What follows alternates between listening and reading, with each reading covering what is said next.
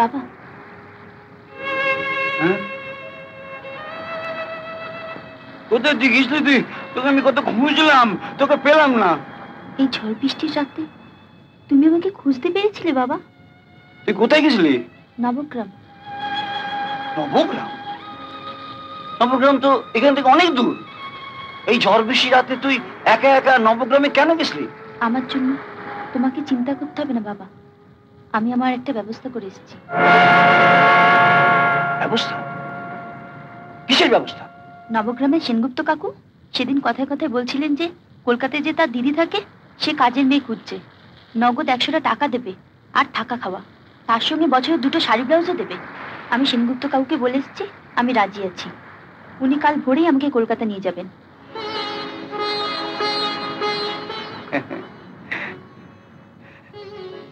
শোনো না বাবা, খাওয়া দাওয়া আর শাড়ি ব্লাউজ পেলে আমার তো নগদ টাকার দরকার নেই, তাই আমি সেনগুপ্ত কাকুকে বলেছি প্রত্যেক মাসে মাইনেটা 1 তারিখে এসে তোমার হাতে তুলে দিয়ে যাবে। তোমার মাথায় হাত দিয়ে আমাকে দিব্যি কাটতে না দিল, আমার মাথায় হাত দিয়ে তুমি দিব্যি দিয়ে বলো ওই টাকাটা পেলে তুমি রাতে টিউশনিটা ছেড়ে দেবে। আমি জানি বাবা, রাতের টিউশনটা করতে তোমার মন চায় না, শরীরও দেয় না, তবু তুমি করো। নাও দিব্যি কাটো।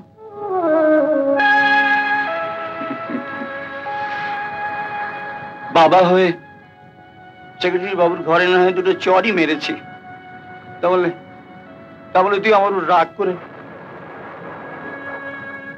অভিমান নয় বাবা, আমি তো ছোটবেলা থেকেই দেখছি আমার জন্য ছোট মার কাছে তোমাকে কত কথা শুনতে হয়।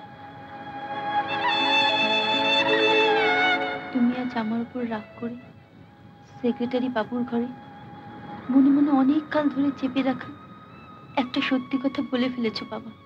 সত্যি তো, মা যখন চলেই গেল তখন আমাকে সঙ্গে নিয়ে গেল না কেন?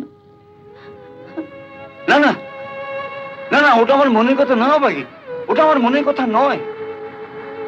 তুই বলেছিলি না তোর মাথায় হাত দিতে, এই আমি তোর মাথায় হাত দিচ্ছি, হাত দিয়ে বলছি ওটা আমার মনের কথা নয়, ওটা অসহায় বাবার কান্না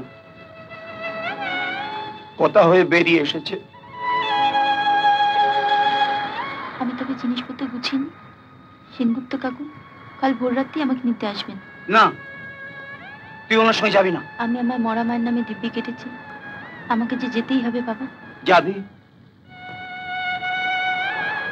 মরা মায়ের দিব্যি যখন কেটেছিস তখন নিশ্চয়ই যাবি, তবে সেনগুপ্ত কাকুর সঙ্গে নয়, আমার সঙ্গে যাবি। তুমি কোথায় নিয়ে যাবে? কলকাতা আমার এক ছাত্র আছে, আমায় খুব ভক্তি শ্রদ্ধা করতো, আমি তোকে তার বাড়িতে রেখে আসবো।